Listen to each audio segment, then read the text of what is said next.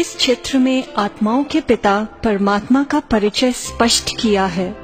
भगवानुवाच्य है, मैं जो हूँ जैसा हूँ स्वयं का परिचय मैं स्वयं देता हूँ। जैसे शरीर की रचना के लिए हमारे लौकिक पिता हैं, वैसे शरीर को चलाने वाली चेतना का पिता एक पारलौकिक चेतना निराकार परम पिता परमात्मा है।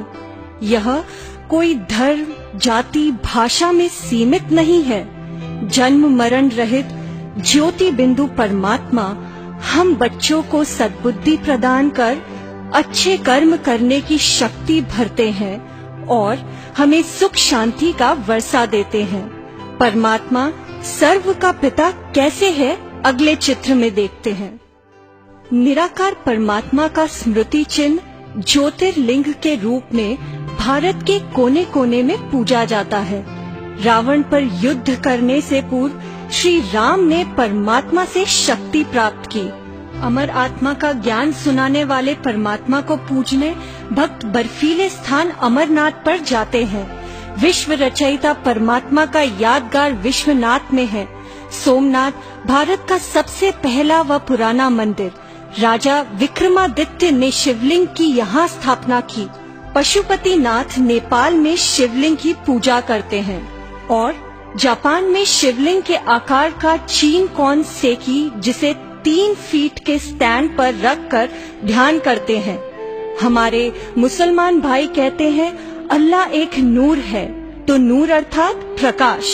हमारे क्रिश्चियन भाई कहते हैं गॉड इज लाइट, तो लाइट अर्थात प्रकाश। गुरु नानक जी कहते हैं एक ओमकार सतनाम, अर्थात एक आत्मा जो सदैव सत्य स्वरूप में स्थित है, जन्म मरण से रहित है। हमारे सभी धर्म स्थापकों ने उंगली ऊपर दिखाई। भगवान एक है, भगवान ऊपर रहता है। निराकार परमात्मा कैसे सुख शांति का वर्षा देते हैं, अगले चित्र में दिखाते हैं। परमात्मा का स्मृति चिन्ह शिवलिंग पर 3 लकीरें की जाती हैं। यह परमात्मा के 3 दिव्य कर्तव्य का प्रतीक है।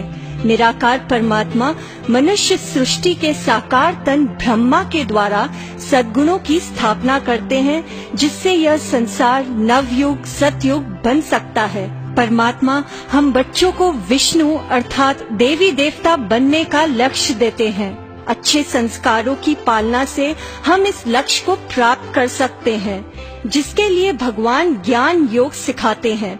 मन, वचन, कर्म की पवित्रता के अलंकारों से सजाते हैं। शंकर की तरह तपस्वी अर्थात अच्छे विचारों की दृढ़ता से हमें अंदर छुपे बुराइयों को खत्म करने की शक्ति सर्वशक्तिवान परमात्मा से प्राप्त होती है।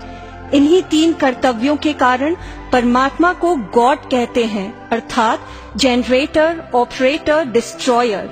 निराकार परमात्मा और शंकर में क्या अंतर है, आगे देखेंगे।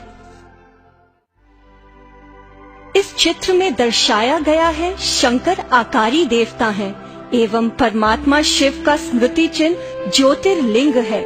शंकर किनका ध्यान करते हैं? जी हाँ, निराकार परमात्मा का। इसलिए हम कहते हैं शिवरात्रि, शंकर रात्रि नहीं, शिव पुराण, शंकर पुराण नहीं।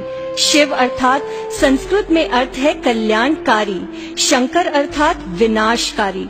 दोनों के कर्तव्य विपरीत हो गए। शिवरात्रि अर्थात अंधकार वाली रात्रि नहीं, परंतु मनुष्य अज्ञानता के अंधकार में जब विकर्म करता है तब दुखी अशांत होता है।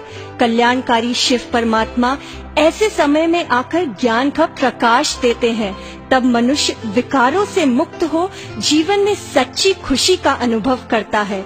परमात्मा का निवास स्थान कहाँ है, आगे के चित्र में देखेंगे। जब भी हम भगवान शब्द कहते हैं तो नजर ऊपर की ओर जाती है। ऊपर अर्थात एक लाल प्रकाशमय स्थान, जिसे परम धाम, शांति धाम, मुक्ति धाम कहते हैं। ज्योतिर्बिंदु परमात्मा एवं हम आत्माओं का निवास स्थान यह है। यहाँ से धीरे धीरे आत्माएं नीचे पृथ्वी रंग मंच पर पाठ बजाने आती हैं। बीच में है सूक्ष्म लोक, यहाँ ब्रह्मा, विष्णु, शंकर निवास करते हैं। समय प्रति समय आत्माएं जन्म लेती हैं। एक बार पृथ्वी रंगमंच पर पाट बजाने के बाद कर्मों के चक्र में फंसी आत्मा बीच से वापस छूट जा नहीं सकती। मूल वतन शांतिधाम होने से आत्मा को शांति अति प्रिय है।